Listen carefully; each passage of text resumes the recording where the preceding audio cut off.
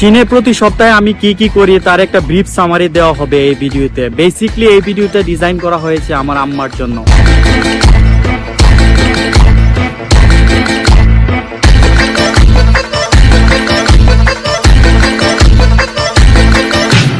2018 সালের জাতীয় নির্বাচনে আমি ভোট দিতে পারি নাই। পরে জানতে পারছি আমার কোনো এক প্রাক্তনের বড় ভাই অথবা ছোট ভাই আমার ভোট স্বৈরাচার হাসিনাকে গভীর রাতে দিয়ে দিছে।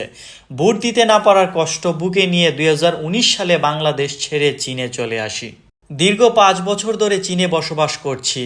সেই সুবাদে চীনের অগণিত শহর ও গ্রামে ঘোরাঘুরির সুযোগ হয়েছে। দুচোখ ভরে দেখার সুযোগ হয়েছে গ্রামের প্রাকৃতিক সৌন্দর্য, জীবনধারা, সংস্কৃতি আর ঐতিহ্যবাহী নিদর্শনগুলো। এছাড়াও চীনের ভাষা, খাবার আর বিখ্যাত পর্যটন স্থানসমূহ যে কাউকে আকৃষ্ট করবে অতি সহজে। শেখ হাসিনা যেমন একজন চরম পর্যায়ের ক্ষমতালোভী অবৈধ প্রধানমন্ত্রী ছিলেন, ঠিক একইভাবে আমি একজন চরম পর্যায়ের ভ্রমণ পিপাসু মুসাফির। আমি যখনই সময় পাই তখনই চীনের এক শহর থেকে আরেক শহরে ছুটে চলি। তাছাড়া আমার প্রফেশনাল কাজের জন্য বিভিন্ন শহরে যেতে হয়। অ্যাপ্রক্সিমেটলি আমি প্রতি সপ্তাহে চীনে প্রায় 500 থেকে 600 কিলোমিটার জার্নি করি। এই দীর্ঘ যাত্রার ক্রেডিট দিতে হবে চীনের অত্যাধুনিক হাই স্পিড ও বুলেট ট্রেনকে। চীনের ট্রেন সিস্টেমকে এতটা নিখুঁত আর সহজতর করা হয়েছে যে আপনি কখনোই ট্রেন জার্নিতে বিরক্ত বোধ করবেন না। চীন যেহেতু একটি মাউন্টেন বেসড কান্ট্রি, সেহেতু চীনের রেলপথকে সহজ করার জন্য টানেল ইঞ্জিনিয়ারিং খুবই গুরুত্বপূর্ণ ভূমিকা রেখেছে। প্রথম দিকে টানেল ইঞ্জিনিয়ারিং নিয়ে আমার খুব আগ্রহ ছিল, এমনকি আমার দুই একটা জাস্ট ফ্রেন্ড টানেল ইঞ্জিনিয়ারিং নিয়ে পড়াশোনা করছে। তাদের কাছ থেকে অনেক খুঁটিনাটি জিনিস আমি শিখতে পারছি। আচ্ছা, যারা জানেন না তাদের জন্য আমি অ্যান্টি আওয়ামী লীগ হওয়ার পাশাপাশি চীনে কম্পিউটার সায়েন্স নিয়ে মাস্টার্স ইঞ্জিনিয়ারিং করছি।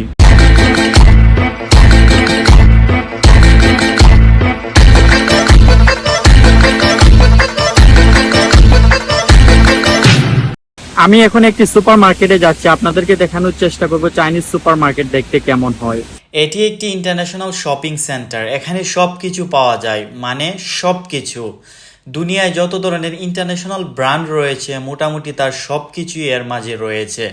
এই শপিং সেন্টারটি এই সিটির one of the most popular shopping সেন্টারের মাঝে একটি।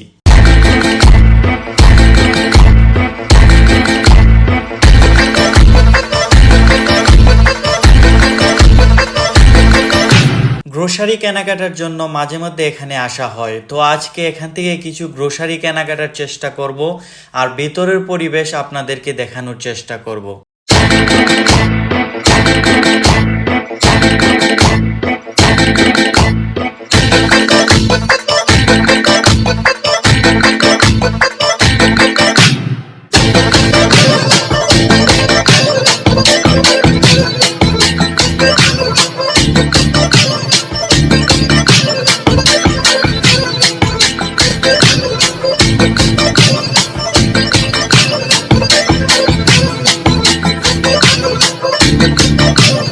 স্বৈরাচার হাসিনার প্রিয় ডিশ যেমন ক্ষমতা, ঠিক তেমনিভাবে চীনে আমার অনেকগুলো ফেভারিট ডিশ রয়েছে। এর মাঝে চীনের সিনজিয়ানি বারবিকিউ অন্যতম। যখনই ফ্রি সময় পাই তখনই আমার সিনজিয়ানি বন্ধুর এই বারবিকিউ শপে এসে রান্নাবান্না শুরু করে দেই।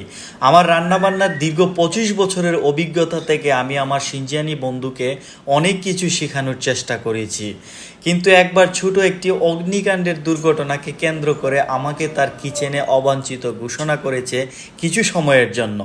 যাই হোক, আমি তার এই ডিসিশনকে শ্রদ্ধা করি। শ্রদ্ধা করার আরেকটি কারণ হচ্ছে তার বারবিকিউ গর্ডন রামজে লেভেলের অমায়িক।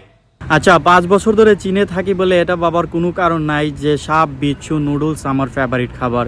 এগুলো মোটেও আমার ফেভারিট খাবার না, এগুলো আমার ফ্রেন্ডের ফেভারিট খাবার।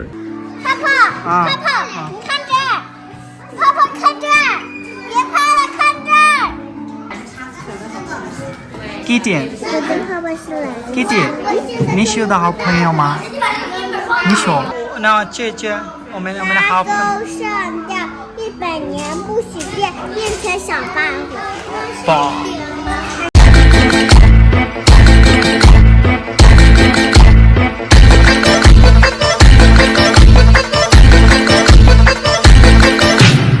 所 আজকে আমাদের একটা কনফারেন্স আছে, কনফারেন্সে অ্যাটেন্ড করার জন্য আমরা বেসিক্যালি যাচ্ছি।